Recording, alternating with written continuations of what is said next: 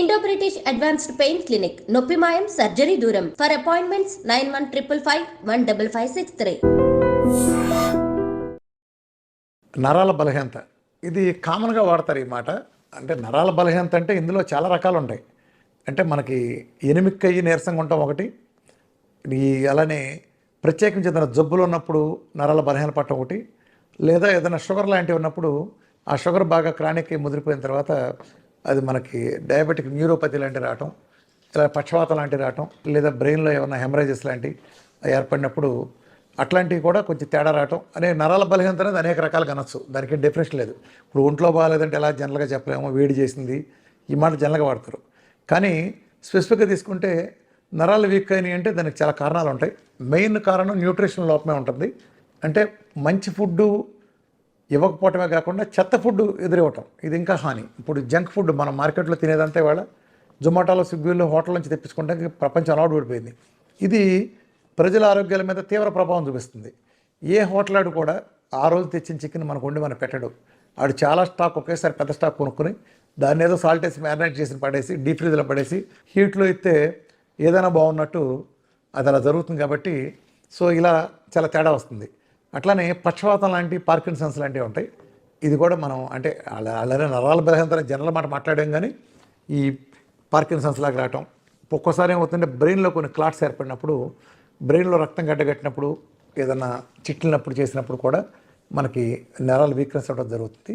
నరాలకు సంబంధించి మెయిన్ సమస్య ఎక్కడ వస్తుందంటే ప్రధాన సమస్య బ్రెయిన్ కాదు, బ్రెయిన్ అనుకుంటే బ్రెయిన్ కూడా కాదు, ఎక్కువ వెన్నులో మనకి ఎక్కువగా భాగంలో ఏం జరుగుతుందంటే ముఖ్యంగా L4, L5 దగ్గర ఎక్కువ మందికి అంటే వెన్నంతా ఇబ్బంది పడినప్పటికీ అంటే లోయర్ మనకి ఇక్కడ గుంటలాగా ఉండే చోట ఆ ప్లేస్లో ఎక్కువ రకరకాల కారణాల మూలన అక్కడ డిస్క్ బల్జ్ రావటం కానీ, అంటే డిస్క్ మధ్యలో మనకి ఒక వెన్నెముక మధ్యలో ఉండే దీని చోట కుషన్లాగా ఉండే ప్లేస్లో ఐదర్ డిస్క్ బల్జ్ అవ్వటం కానీ, అది ప్రొట్యూషన్ ఇంకేదన్నా చొచ్చుకొని రావటం కానీ, అక్కడ బోన్ పెరగటం కానీ బై ఫోర్స్ కానీ, లేకపోతే ఈ డీహైడ్రేషన్ లాంటి కారణాలు అంటే మనకు వాటర్ తాగే అలవాటు చాలా తక్కువ ఉంటుంది.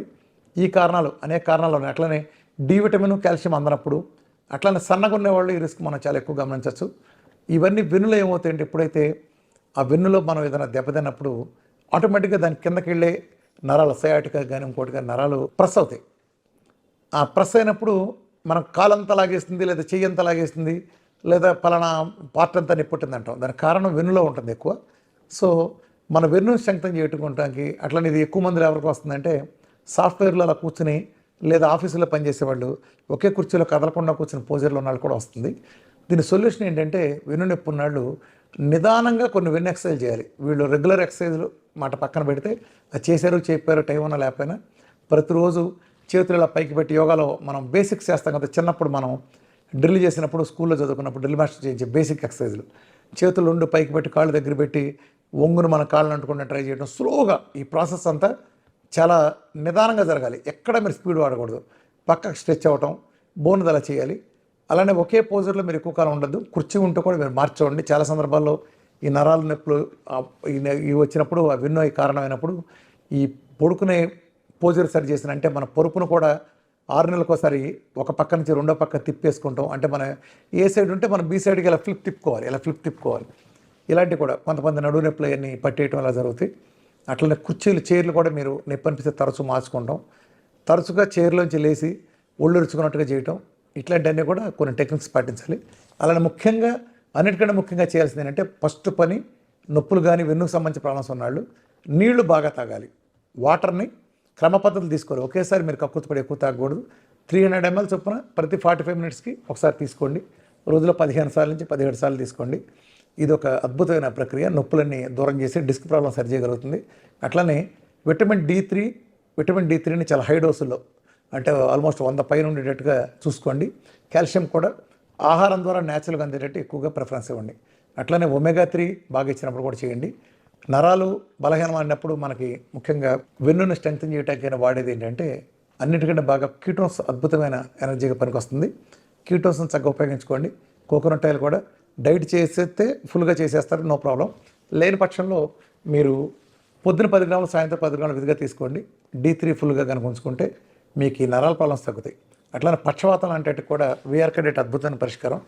అనేక మంది మన రికవరీ అయిన కేసెస్ మనం గమనించవచ్చు. ఎందుకంటే ఎప్పుడైతే దానికి మూల కారణమైన డయాబెటీస్ అనేది శరీరంలోంచి పోయిందో, మన డైట్ వల్ల డయాబెటీస్ 100% పోతుంది కాబట్టి ఆ డయాబెటిక్ న్యూరోపతి కూడా పోతుంది. సో డైట్లో కొత్త స్టెమ్ సెల్ థెరపీ జరుగుతుంది. కొంచెం బాగా ఆహారం తీసుకోవడం ద్వారా అంటే కొత్త సెల్స్ రీజనరేట్ అయ్యి, మన మధ్య మీరు చూసుంటారు ఒక పాపకి మెలకను తగ్గింది.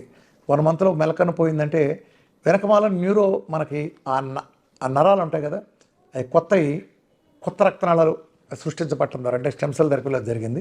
అట్లా గ్యాంగ్రీన్లో మన పూడిపోయిన కాళ్ళు కొత్త కండ వచ్చేసిన, ఆ బ్లాక్ కలర్ పోయి కనీసం కొత్తది వచ్చిన, సురాసిస్ లాంటి వాటిల్లో పాతది కుళ్ళిపోయిన చర్మం లాంటి ఉండేది కొత్తది వచ్చిన స్టెమ్ సెల్ థెరపీ జరుగుతుంది విఆర్కే డైట్లో. అలానే నరాలు కూడా రక్తనాళాలు సరిగ్గా వస్తాయి. మీరు గ్యాంగ్రీన్ కేసులో కూడా బ్లాక్ కలర్ బొగ్గులా మాడిపోయినాయి మనకి మామూలుగా వాటిని సరి చేయొచ్చు. దీన్ని మన కలర్ డాప్టర్ లాంటివి చూసుకున్నప్పుడు మనకు తెలుస్తుంది. కాళ్ళల్లో కూడా కొన్ని రక్తనాళాలు గడ్డగట్టినప్పుడు ఆ కాళ్ళు నల్లబడిపోవటం, తొందరలో బాగా నల్లబడిపోయి ఉబ్బిపోవటం లాంటివి జరుగుతాయి. దీనికి పరిష్కారం లేదనుకుంటారు, అంత సీన్ లేదు, దానికి వేరే ఏ మందులు వాడవసరం లేదు. విఆర్కే డైట్ చేస్తే ఆ రక్తనాళాల్లో బ్లాకులన్నీ తొలగిపోతాయి. దాని ద్వారా మెయిన్ షుగర్ బీపీలన్నీ పోతాయి కాబట్టి, మన డైట్లో ఎలాగో షుగర్ బీపీ థైరాయిడ్ లాంటివన్నీ పోతాయి కాబట్టి అలా మందులన్నీ దూరం అయిన తర్వాత ఆ క్లాట్స్ కూడా చక్కగా కరిగిపోయి ఆ కాలు మామూలుగా రావటం కొన్ని లక్షల మందిలో మరి జరగటం ఇది ఉంది. మెయిన్ న్యూరలాజికల్ ప్రాబ్లమ్స్ అన్నీ కారణం ఏంటంటే ప్రధానంగా షుగర్లోను బీపీలోను ఎక్కువగా వస్తాయి. నరాలు చిట్లిపోయే సమస్యలు లాంటి హై బీపీల్లో వస్తాయి. లేదా షుగర్లో ఉన్నప్పుడు దీర్ఘకాలం షుగరు ఈ మందుల కారణంగా నరాల డిపాజిట్ అవటం వలన మైక్రోవాస్కులర్ నర్వ్స్లో కూడా ప్రాబ్లమ్స్ వచ్చి కిడ్నీలు కాళ్ళు పోవటానికి అనేది కొంత కారణం అవుతుంది.